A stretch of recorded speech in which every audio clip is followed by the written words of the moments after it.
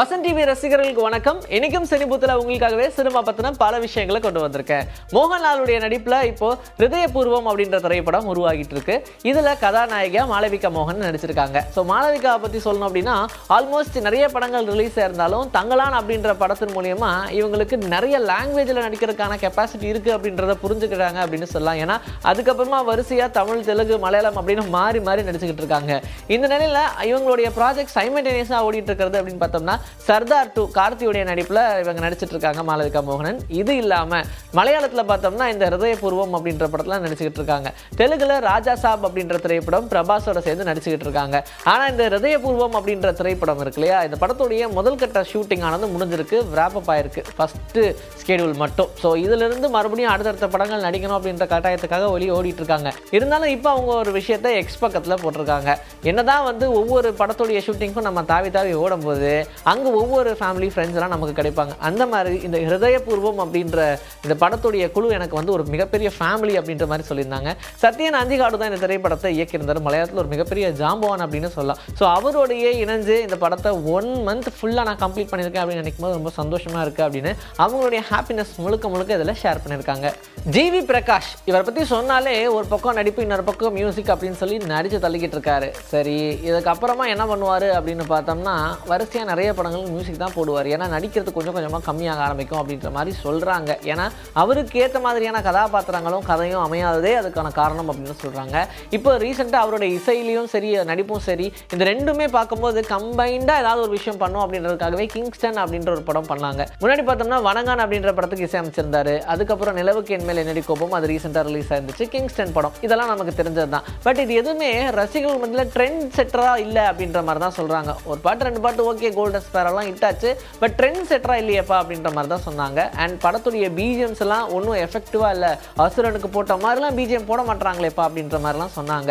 ஆனால் இனி அடுத்த படங்களில் அது எல்லாத்தையும் பெட்டர்மெண்ட் பண்ணும் அப்படின்ற மாதிரியான கட்டாயத்தில் இருக்காரு. ஏன்னா மறுபடியும் 3 படங்கள் இப்போவே ரிலீஸ்க்கு காத்திருக்கு. வீரதீர சூரன் அப்படின்ற படம் விக்ரமுடைய நடிப்பில், இது இல்லாமல் குட் பேட் அக்லி அப்படின்ற படம் அஜித்தோடைய நடிப்பில், தனுஷோடைய நடிப்பில் இட்லி கடை அவரே தான் இயக்குறாரு. ஸோ இப்படி இருக்கும்போது வரிசை இந்த 3 படங்களையுமே ஹிட் கொடுக்க வேண்டிய கட்டாயத்தில் தான் இருக்காரு.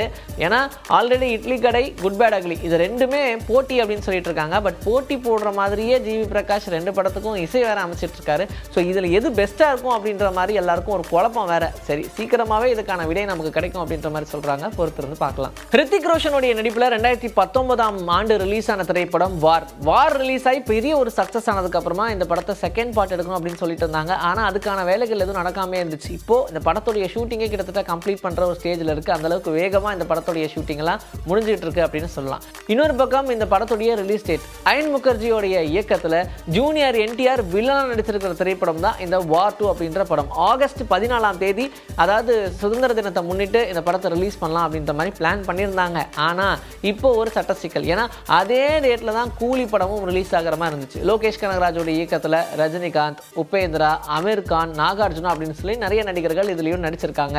ஸோ இந்த படத்தையும் அதே மாதிரி ஆகஸ்ட் 14 தான் ரிலீஸ் பண்ணுறோம் அப்படின்னு சொல்லி டேட்டை லாக் பண்ணாங்க. இப்போ கூலி படமே கிட்டத்தட்ட ஓரளவுக்கு பயந்துட்டு தான் இருந்துச்சு. ஏன்னா மாஸ் தேட்டர்ஸில் ரிலீஸ் பண்ணணும், எல்லா தேட்டர்லையுமே இந்த படம் ஒன்றும், எங்கேயுமே ஸ்க்ரீன் இல்லைன்னு சொல்லக்கூடாது, அந்த மாதிரி ஒரு படமாக இருக்கணும் அப்படின்றதுக்காக தான் பிளான் பண்ணாங்க. ஆனால் இப்போ ஒருவேளை 2 ஒரே டேட்டில் ரிலீஸ் ஆச்சு அப்படின்னா தெலுங்கு ஆடியன்ஸே ஜூனியர் என்டிஆர் வில்லனா நடிக்கிறாரு அப்படின்றதுக்காக இந்த வார் 2 திரைப்படத்துக்காக வெயிட் பண்ணிட்டு இருக்காங்க. ஸோ அங்கே நமக்கு தேட்டர்ஸ் கிடைக்கிறது கஷ்டம். அதே மாதிரி பாலிவுட்லையும் ரித்திக் ரோஷன் ரொம்ப நாள் கழிச்சு இப்படி ஒரு ஃபுல் ஆக்ஷன் படத்தில் நடிச்சிருக்காரு.